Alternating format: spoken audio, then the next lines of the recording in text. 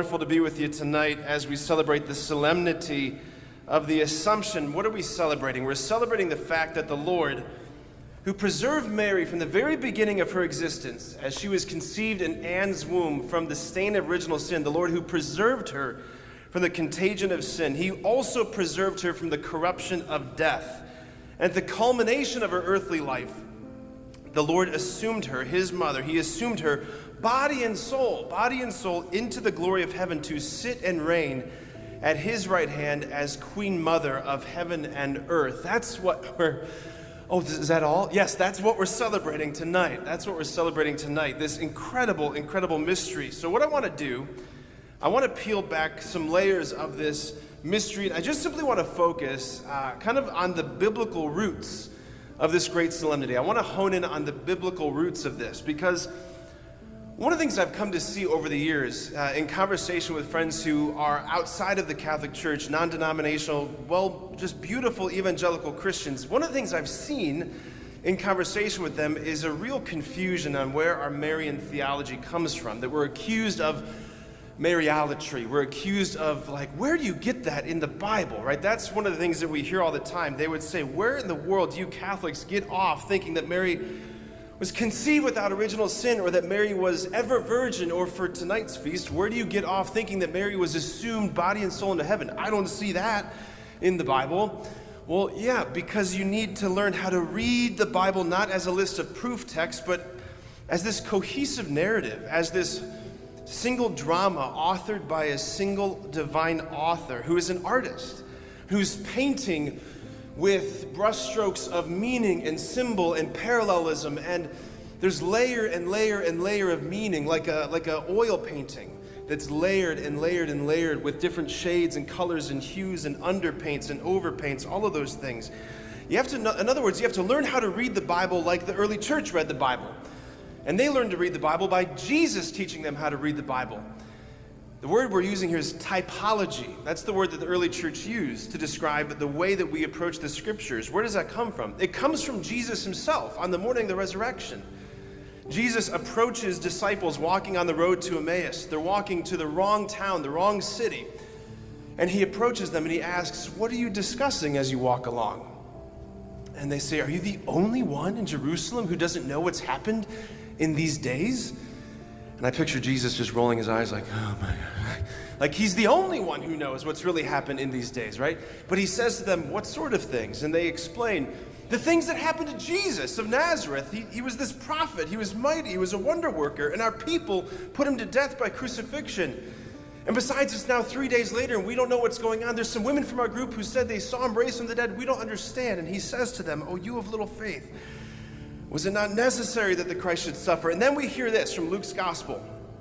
And beginning with Moses and all the prophets, he explained to them what was said in all the scriptures concerning himself. In other words, he was pointing to them how everything that was happening in the Old Testament, the people, the places, the covenants, all of the miracles, all of it, he's pointing how the old was being fulfilled in him, how he is the fulfillment of everything that came before him.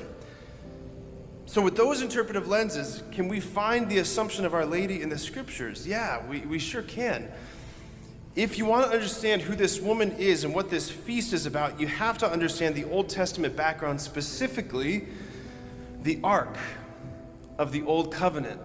The Ark of the Old Covenant. So let's just remind ourselves first what the Ark was and its significance for the Jewish people. So after God gives the law to the people on Mount Sinai, he instructed Moses to build the tabernacle, which was this sophisticated, ornamented gathering space, hung with curtains and drapery, several layers of quartz, and in the inner sanctum of the tabernacle was the tent of the meeting. Inside the tent of the meeting was the Ark of the Covenant, which was a gilded box, beautifully decorated, beautifully designed, with these two cherubim with wings stretched out over the top of it. Inside the ark were three things. First thing was the law inscribed in stone, the tablets of the law, the Decalogue, the law inscribed in stone. Then the second thing was Aaron's high priestly staff. The third thing was a jar of the manna bread. So you had the law inscribed in stone, you had the staff of the high priest, and you had the miraculous bread come down from heaven that was feeding the people in their desert wandering. So when the ark was completed, when it was finished, when it was installed inside the center of the tabernacle, we hear that the Shekinah in Hebrew, the glory cloud, descends upon, overshadows the tabernacle, filling it with his presence, and God was present among his people.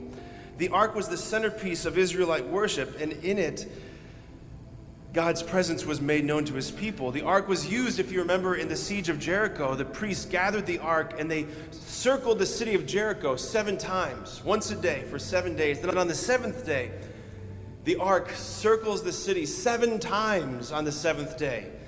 And then they blow their trumpets, they shout, and the walls come tumbling down. It's this mighty weapon in the hands of God's army. But in 1 Samuel chapter 4, this is what we hear, that the Israelites, they're in battle with the Philistines, and it's not going well. And they think, we should go get the ark. Let's have it do its thing like it did last time. Let's have it wage war upon our enemies. So they go grab the ark, and what happens? The ark is captured. It's taken. It's taken. It's never to return to Jerusalem. You can't imagine the tragedy. You can't imagine the grief. The ark is taken. And no, Indiana Jones did not find it. It's still gone, okay? It is gone to this day. So imagine now a Jew of the first century. You're listening to John the Evangelist preach, and he's telling you what he saw in this great vision where he says, God's temple in heaven was opened, and the ark of his covenant could be seen in the temple. If you're a Jew of the first century, the ark's been gone for centuries, and you're hearing him say, I can see the ark, and you're thinking, where? Where is it? Where is it? Let's go get it. And then John continues, a great sign appeared in the sky, a woman clothed with the sun and the moon under her feet. And you're thinking, forget the woman. Move on from the woman. Go back to the ark. Where's the ark? And John would have said, if you see the woman, you see the ark. Right? You see the woman, you see the ark. So let's look at these parallels. So the ark traveled to the house of a man named Obed-Edom in the hill country of Judah. It's present-day Ein Karim in the Holy Land, where it stayed there for 3 months. Let's look at Our Lady. Mary travels in haste to the house of Elizabeth and Zechariah in the hill country of Judah, Ein Karim, the same place, where she stays for 3 months. What a coincidence! Oh my gosh. Let's keep going. Stripping naked David as he's bringing the ark into the city of Jerusalem. David, the priest king, the prophet, he strips naked. He dances for joy, this wild dance of joy before the ark as it's brought into the temple in Jerusalem. Well, what do we see? Mary comes to Elizabeth in the visitation, and John, the infant John in Elizabeth's womb, leaps for joy upon Mary's greeting. This wild infant dance. It's the first pro-life party right there. David asks the question, how can the ark of my Lord come to me? What does Elizabeth ask? How is it that the mother of my Lord should come to me? The ark itself, right? It was specially prepared, beautifully designed. And what did it house? 3 things: the word of God inscribed in stone, the high priest staff, and the miraculous manna bread. Look at Mary, specially designed, immaculately conceived, the finest flower of our race, our tainted nature's solitary boast. In her womb is the word inscribed, not in stone, but inscribed in flesh. The word made flesh. He is the great high priest, and he is the bread come down from heaven. That is who he is. He would be born in the city of David, Bethlehem, house of bread, to give himself to us as bread. Then just as David took so much joy installing the ark into the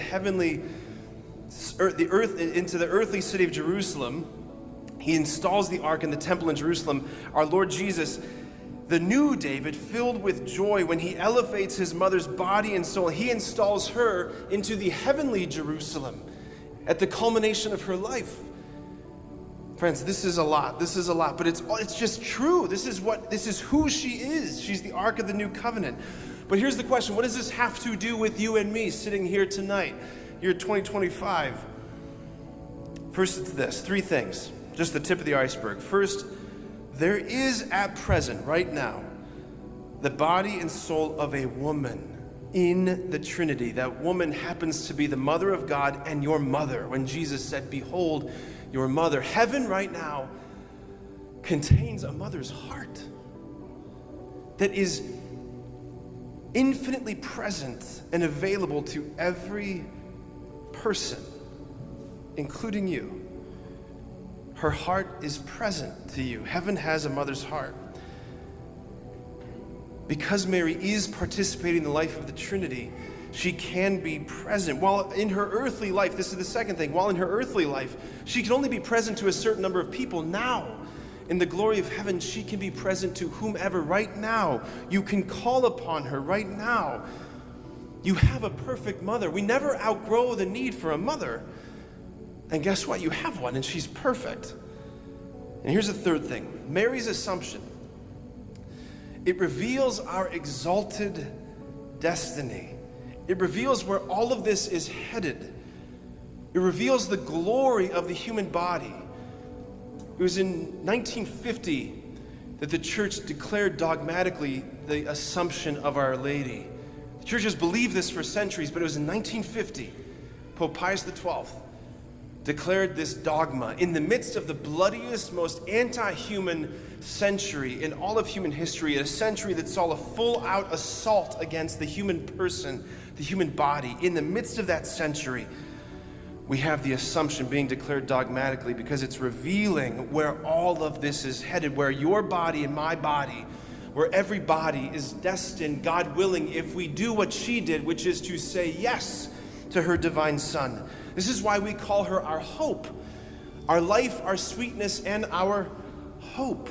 Not because she's our Redeemer, she's our hope because she is the model par excellence. She is humanity without all of its aberrations and disfigurations. She is what we are supposed to be and what we will be by grace.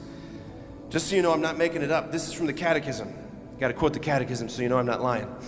The Assumption of the Blessed Virgin is a singular participation in her Son's resurrection and an anticipation of the resurrection of other Christians. In her, we contemplate what the church will be in the homeland at the end of her journey, the mother of Jesus, in the glory which she possesses in body and soul in heaven, is a sign of certain hope and comfort to the pilgrim people of God.